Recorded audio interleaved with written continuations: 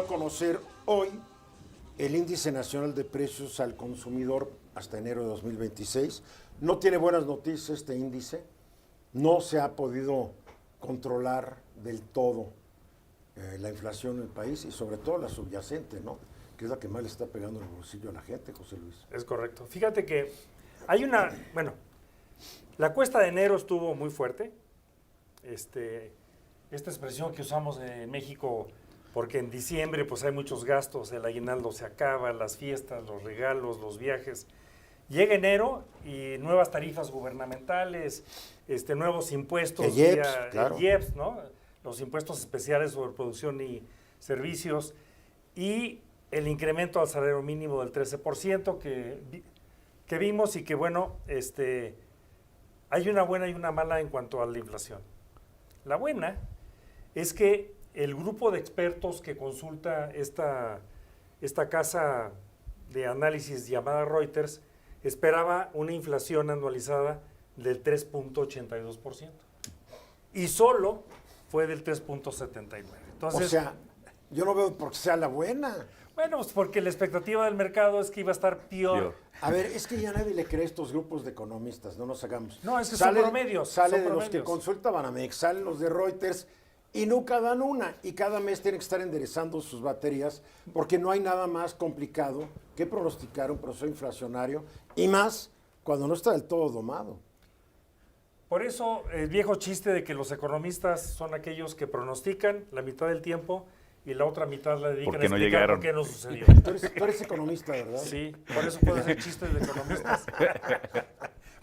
Pero bueno, 3.79%, que es mucho más alto que en enero de hace un año, que fue del 3.59%, y que fue muy alto respecto a diciembre.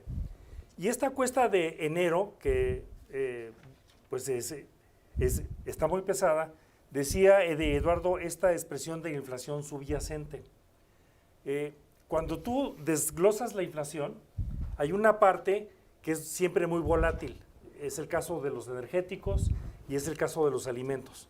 De repente vemos que el kilo de jitomate está altísimo, de repente se cae y sube.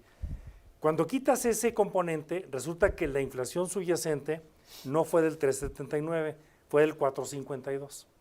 Y vimos que la semana pasada, que lo comentó Eduardo en este espacio, que él venía oponiéndose a las decisiones del Banco Central de bajar la tasa, no me hicieron y que le caso. Atinaste, ¿no?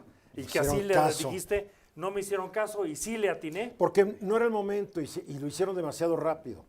Así es. Pero le ahorraron una lana al gobierno federal, sí, cuando no es el mandato del Banco de México. Es correcto. Pero en fin. El mandato del Banco de México es fortalecer el peso y el poder adquisitivo del peso mexicano, y a diferencia de otros bancos centrales, no le debe de importar que si beneficia la deuda o que si estimula el crecimiento. Ese es un tema que no tiene de mandato constitucional. No más para hablar más de la subyacente, restaurante y servicios de alojamiento en un año subieron 7.22%.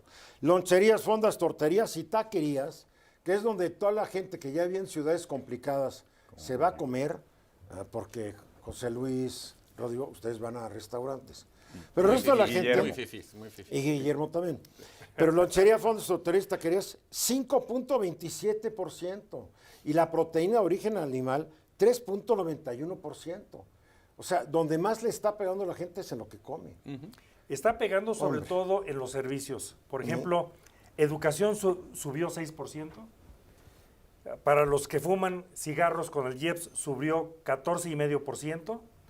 Para los refrescos que se pusieron estas nuevas tarifas por litro, 5.53. O sea, en un mes. En un mes, arriba de la subyacente. Sí.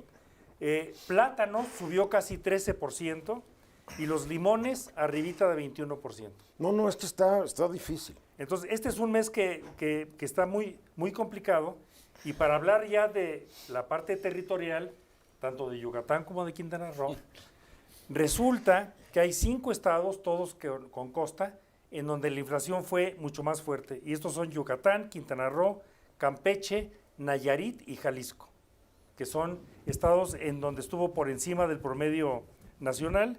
Y bueno, la pregunta es ¿por qué?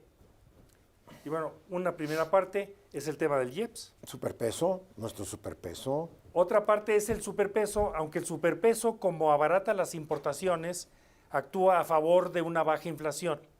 El superpeso permite, y México importa mucho. Pero nuestras otras, exportaciones están muy castigadas, y el exportador, cuando ve que no está ganando mucho exportando, piensa cómo le gano aquí en México y le subo el precio. Sí. Lógico. Internamente, bueno, y hay que ver el tema, hablábamos en el segmento anterior del Super Bowl, es el día del año que más se consume aguacate en el mundo, y México produce pues casi el 20% de los aguacates del mundo, y es un tema importante para la exportación. A mí lo que me preocupa es qué efectos políticos está teniendo esto, porque el viernes se da a conocer el índice nacional de confianza del consumidor. Y disminuyó. No, pero se desplomó. Claro. O sea, el mexicano ya se está volviendo sumamente pesimista respecto a lo que va a ocurrir este año, ¿no? Y cómo, aquí tengo, por ejemplo, expectativas sobre la situación económica del país. Dentro de 12 meses se hundió 6.5 puntos. El indicador de expectativas de precios de que van a dejar de crecer tan rápido, 15.7. O sea, estamos viendo un pesimismo. ¿Y cómo se traduce esto? Hoy se dio a conocer una encuesta de Mitofsky en El Economista, donde la presidenta de enero ya tiene una popularidad del 69%, que es buenísimo. Entonces, las encuestas de aceptación de la presidenta van entre el 69 y 80%. Sí, claro. Pero tarde o temprano, el bolsillo de la gente va a empezar a decir, pues sí, yo la quiero mucho, pero Mira, ya no puedo pagar, ya no puedo comprar más plátanos ni limones.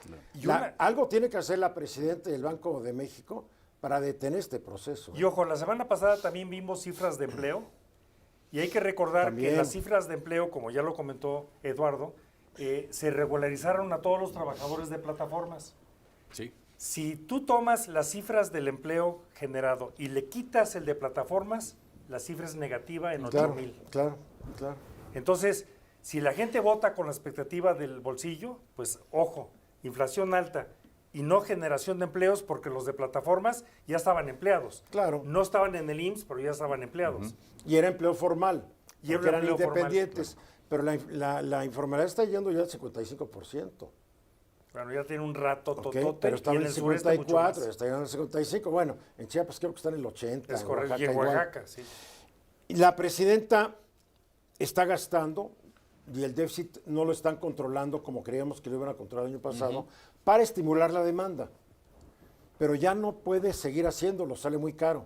La presidenta tiene que hablar con su gente a ver cómo hacemos al país más competitivo, Sí. cómo mejoramos la logística, qué vamos a invertir en energía, que ya lo anunció, viene un proyecto muy interesante de inversión en energía. Seguridad, ¿cómo le vas a dar seguridad? Muchos empresarios no quieren invertir por inseguridad. ¿Cómo vas a facilitar los trámites? Porque a un año ya de gobierno, pues la promesa de que todo iba a estar digitalizado y todo iba a estar facilito, todavía no se ve. Entonces ya no es Certeza jurídica. la certeza jurídica. Ya no puede estar estimulando la economía endeudando más al país. Es correcto. Porque llegó un momento donde ya no se puede. ¿Eh? Y en este contexto de noticias, Eduardo, hay una buena también, que es que el índice nacional de precios al productor creció 1.49% anualizado. Con lo cual, por lo menos en la parte de la presión sobre los insumos para la producción, Por el superpeso. sí, Porque gran parte de los insumos son importados. son importados, salen más baratos. Exacto.